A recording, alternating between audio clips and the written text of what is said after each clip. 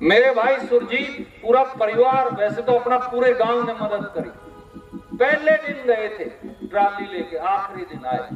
ये वो आदमी है जिनका ये संघर्ष है। मैंने और सुरजीत भाई ने एक दूसरे का हाथ न्यू नहीं पकड़ा, बहुत सोच कर पकड़ा। इसलिए पकड़ा कि गरीब का, बैकवर्ड का, वाल्मीकि का, रविदासिया का, किसान का, ब्राह्मण का, बड़िए का, पंजाबी का, हर वो आदमी जो जरूरतमंद है, अगर उसके लिए लड़ना है तो हम सारे भाई इकट्ठे होकर लड़ेंगे। यही एक तरीका। कईयों को तो ये भी कह दिया मैं चूल्हे में भी फूंक मार के जाया करूंगा। अगले ने सोचा अगर बार तो है नहीं, हो सकता मार दीजिए, इसने कौन सी रोटी को नहीं है जाके शाम को। क्या है? जैसे जानदार, आई से ईमानदार, न से नामदार और न से दमदार। ये जानदार, ईमानदार, नामदार और दमदार 36 बिरादरी के लोगों का ये इलाका। जींद जिले की माटी की पीड़ा को अपने मन में सजोए मेरे भाई और साथी सुरजीत सिंह अरेवा जी, मंच पर विराजमान एक और मेरे साथी पूर्व मंत्री, पूर्व विधायक, पंजाब से चलकर आए हैं। मैं एक बार उन्हें दरख्वास्त करूंगा, हम सब आपका बड़े गांव अरेवा में जींद में स्वागत करेंगे। सरदार कुलजीत सिंह नागरा जी, सत श्री अकाल बोल दो आगे आके। सरदार कुलजीत सिंह नागरा जी के अंदर जब आदमी अपने घर से बाहर निकलना नहीं चाहता, आप 11 और 12 बजे से यहाँ बैठे हैं। मैं आप सबका हाथ जोड़कर इस मिट्टी को भी अभिनंदन करता हूं और आप सबका भी अभिनंदन करता हूं। मेरे बुजुर्गों, साथियों, मेरी माताओं, बहनों, उचाना की जींद की ये धरती, ये संघर्ष की धरती, ये बदलाव की धरती, ये वो धरती है जो सरकारों को बढ़ाती भी है और सरकारों को बदलती भी है। आप मुझे बताइए, हरियाणा की कौन सी सरकार है? मैं खुद 1967 में पैदा हुआ, 66 में ये प्रांत बना।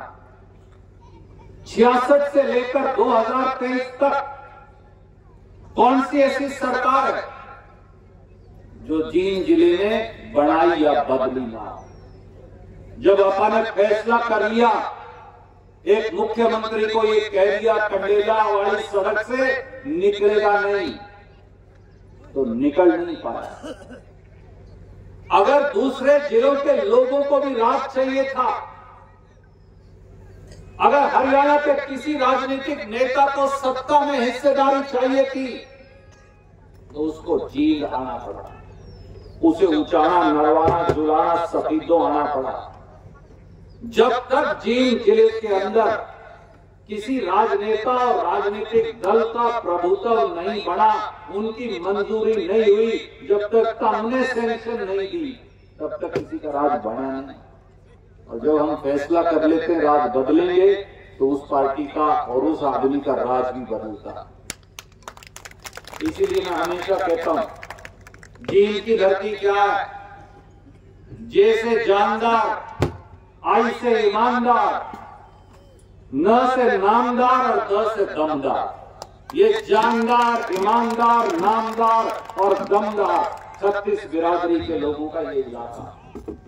और जींद के अंदर भी अरेवा का ये हमारा जो इलाका, वो वैसे भी अपनी बहादुरी, अपनी मेहनत, अपनी काबिलियत के लिए जाना जाता। मेरे बुजुर्गों, साथियों, अपनी पीड़ा को उजागर कर रहे थे मेरे भाई सुरजीत सिंह। इस धरती ने परदादा को पहले मुख्यमंत्री और फिर डिप्टी प्रधानमंत्री बनाया। इस धरती ने दादा को 2-2 बार मुख्यमंत्री बनाया। इस धरती ने पोते को डिप्टी चीफ मिनिस्टर बना दिया। 30 से 40 साल से अधिकतर विधानसभाओं से लोकदल पार्टी के लोग यहां से जीत के जाते रहे। जब रैली करनी हो तो फिर नरवाना, जील, उचाना, जुलाना, सफीदो याद आता है। जब गोलियां खानी हो छाती के ऊपर तो फिर उचाना, नरवाना, जील, जुलाना, सफीदो याद आता है। जब बसें भरनी हो, ट्रक भरने हो, 4 व्हीलर की कानी के ऊपर ठोडी रखकर दिल्ली तक कूच करना हो, भूखे प्यासे सर्दी गर्मी में, तो फिर मेरे काके, ताऊ, भाई, उनको वो याद आते हैं। जब राज करना हो, जब राज का मजा लेना हो, माफ करना, फिर झील जिला याद नहीं आता। अपने जिले की सीम जहां खत्म होती है वहां से राजगद्दी की सवारियां शुरू होती हैं। मेरी बात गलत हो तो बता दो। लाखन माजरा कत्ते पता चल जाता है झील आ गया, झटके जब लगेंगे तो मालूम चल जाता है। क्यों आपके बच्चों के अंदर गुण नहीं? हमारे बालक पढ़े लिखे नहीं, हमारे बालक काबिल नहीं, हमारे बालक बोलना नहीं जानते। ये सैकड़ों हजारों नौजवान अपने से हो, ब्राह्मण परिवार से हो, लोहार परिवार से हो, किसी परिवार से हो, किसी नौजवान से, लड़के लड़की से पूछ के देख लीजिए, आपके लड़के जब पूरी दुनिया में हमारी बेटियां और बेटे मेडल ला सकते हैं, हमारे बच्चों के अंदर कमी क्या है? हमारे बच्चों के अंदर कमी यह है कि हमारे पास राजनीतिक ताकत का अभाव है। क्या जींद जिले का किसान अच्छी किसानी करना नहीं जानता? जानते हैं। क्या हमारा मजदूर सबसे बढ़िया मजदूरी नहीं करता? करते हैं। क्या हमारी माता और बहन सब सारे काम, खेल का, पहलवानी का, पढ़ाई का, लिखाई का, अफसरी का, चौके चूल्हे का सबसे बढ़िया नहीं जानती? जानती। परंतु दुर्भाग्य हमारा ये है, मेरे बुजुर्गों, भाइयों, साथियों, काका, ताऊओं, गवांडियों, कि हमारे पास राजनीतिक ताकत का अभाव रहा। याद करिए, एक समय में भिवानी, दादरी, सारे टिब्बों के ऊपर पीने के पानी की दिक्कत थी। जो बूढ़े बैठे हैं अपने, उनको मालूम है। कई बार रिश्ते होने में भी दिक्कत होती थी। उस तरफ बालू रेत था, रेगिस्तान का इलाका था, हमारे भाई हैं, गवांडी है, मेहनती, परंतु दिक्कत थी क्योंकि अपने से आगे चालू हो जाता भिवानी। चौधरी बंसीलाल आए, कांग्रेस पार्टी का राज आया, इंदिरा गांधी जी का साथ उनको मिला, बालू टिब्बों के ऊपर उन्होंने पानी पहुंचा दिया, वहां नहर बना दी। ये राज का अंतर है और उस पूरे इलाके ने तरक्की की। जब आपने डिप्टी प्राइम मिनिस्टर और मुख्यमंत्री बनाए, जाके काम किया सारा डब्बावाड़ी के अंदर। जहां जहां सत्ता आती गई, वो हिसार हो, वो भिवानी हो, वो सिरसा हो, वो रोहतक हो, वो कोई और इलाका हो, वहां वहां उस सत्ता का आनंद इलाके के लोग लेते रहे। कोई बुरी बात नहीं, जिसके घर में कुआं होगा 2 बाल्टी पानी वो जरूर लेंगे, परंतु सत्ता के वितरण की हिस्सेदारी हमारे बच्चों को मिली नहीं। आपने कहा कि यहां का बिजली घर मैंने बड़ा कर दिया, या यहां 2 या 3 अपनी पानी की टंकी बना ली, वो इसलिए कि मेरे पास कलम थी। मैं आपको केवल एक बात कहता हूं, आज के दिन वो लोग सत्ता में हैं 10 साल से दिल्ली में और हरियाणा में, जिन्होंने किसान को, गरीब को, नौजवान को, महिलाओं को बहका के पर्ची दी। एक आदमी आया डुगडुगी बजाता हुआ 2014 में और बोला, किसान भाइयों 2022 तक तुम्हारी आय दुगनी कर दूंगा। बोला 22 तक आनी है नहीं, कह दे, कहने में क्या जाता है। किसान को लागत पर 50% मुनाफा दूंगा और लागत में किसान की जमीन का किराया भी शामिल करूंगा। बीज के दाम शामिल करूंगा, बिजली के दाम शामिल करूंगा, खाद के दाम शामिल करूंगा और किसान को इतना मुनाफा दूंगा। इस देश के प्रदेश के किसान ने ये बात स्वीकार कर ली। देश के नौजवानों को कहा 2 करोड़ नौकरियां दूंगा हर साल। हमने कहा भाई प्राण तो छोटा है, 20, 25, 30 लाख तो अपने भी बनने आएंगे, क्यों सतवीर भाई? ये समझ के पूरे देश के नौजवानों ने 2014 में डुगडुगी बजाने वाले उस आदमी पर विश्वास कर लिया। महिलाओं को कहा मेरी बहन सस्ता गैस सिलेंडर दूंगा, घर का खर्चा चलाया करूंगा और बहुत सारे धंधे। कईयों को तो ये भी कह दिया मैं चूल्हे में भी फूंक मार के जाया करूंगा।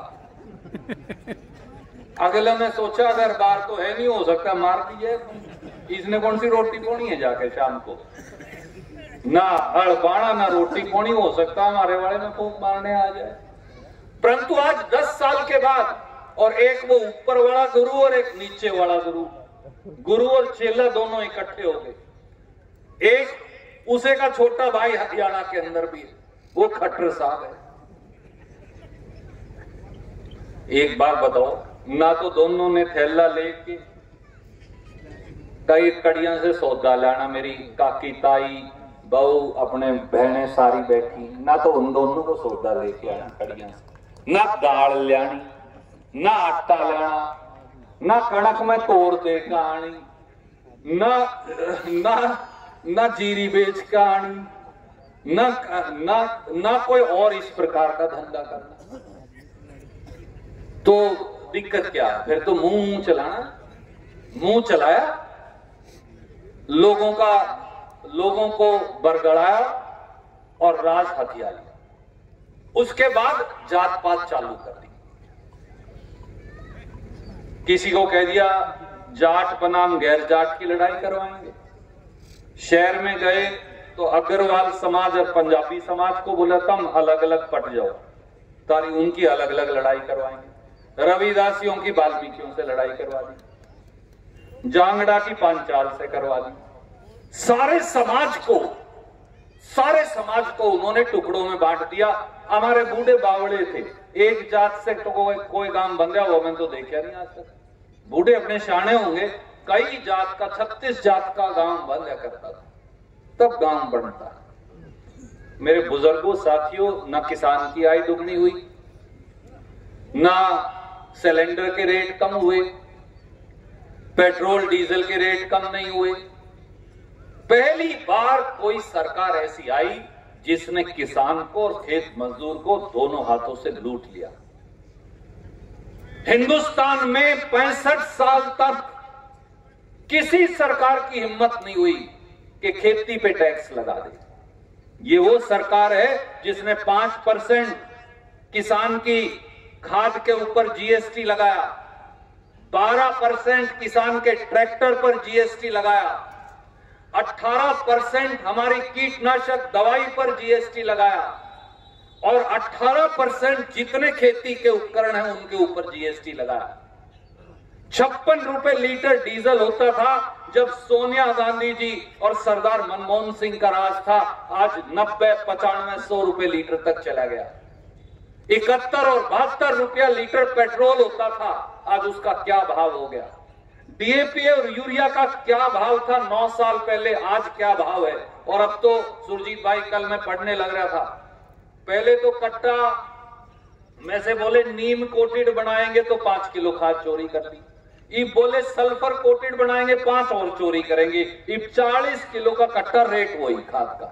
अब हमारे साथ ये करने वाले हर रोज किसान को, किसान के बेटे बेटियों को, गरीब रविदासिया को, वाल्मीकि को, बैकवर्ड को, उनके बेटे बेटियों को रोज लूटते हैं। 47 पेपर लीक हुए। ये श्वेता ढुल बैठी है, ये बार बार, ये हमारी एक ऐसी बिटिया है जो बार बार नौजवानों की आवाज उठाती।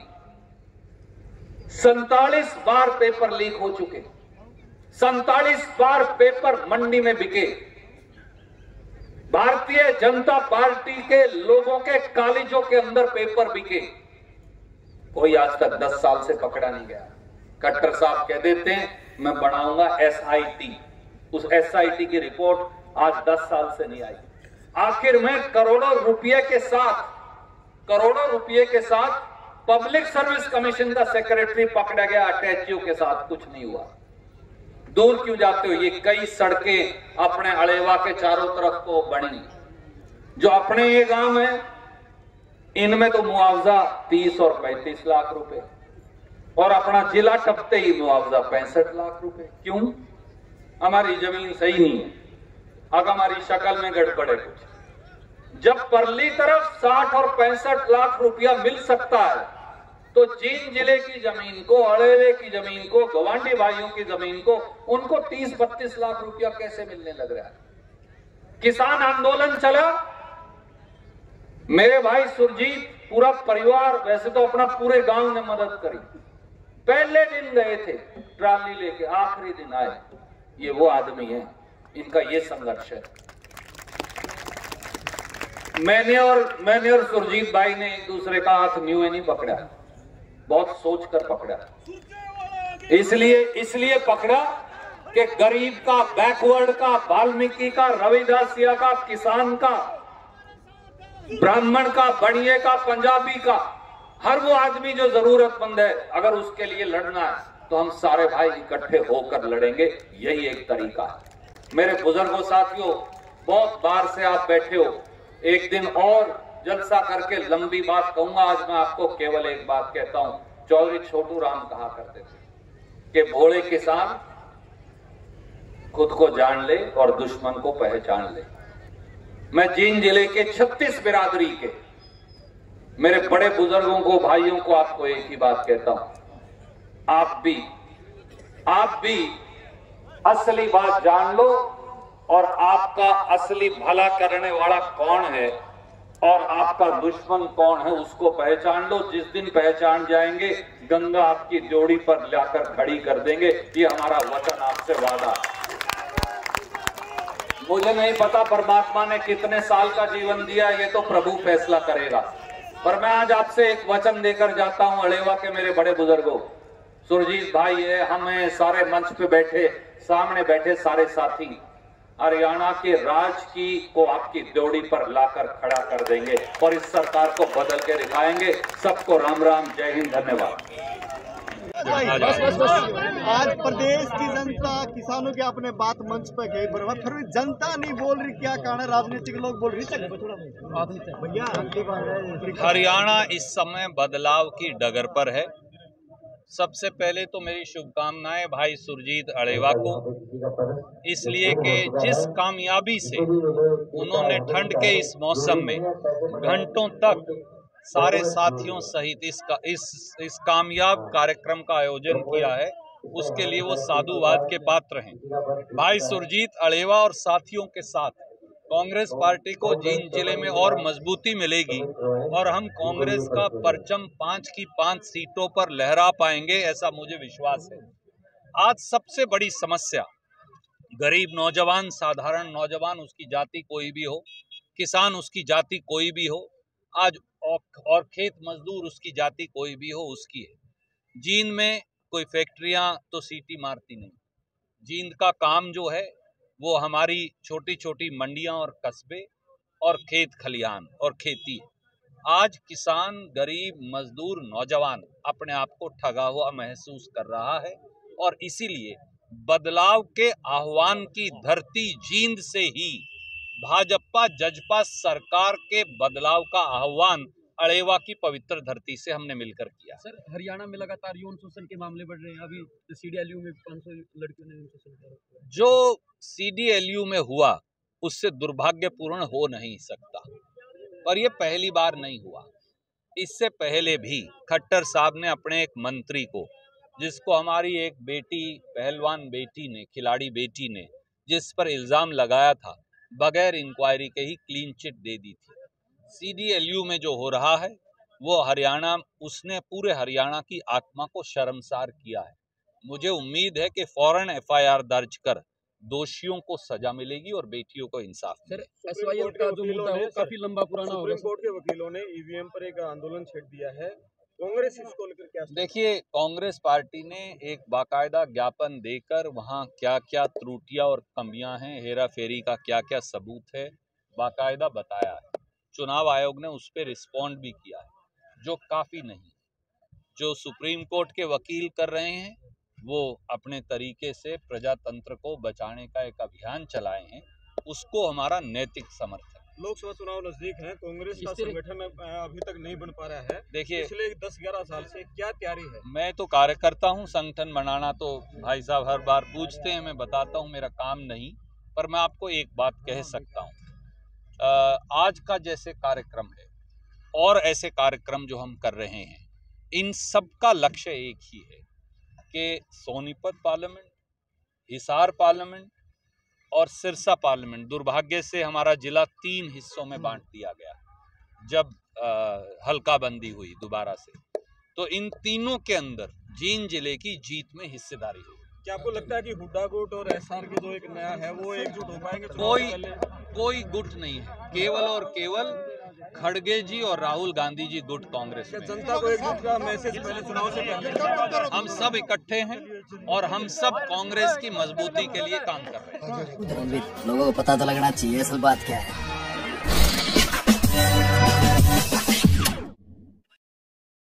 Like, share and subscribe this channel, and don't forget to follow my account on Instagram also.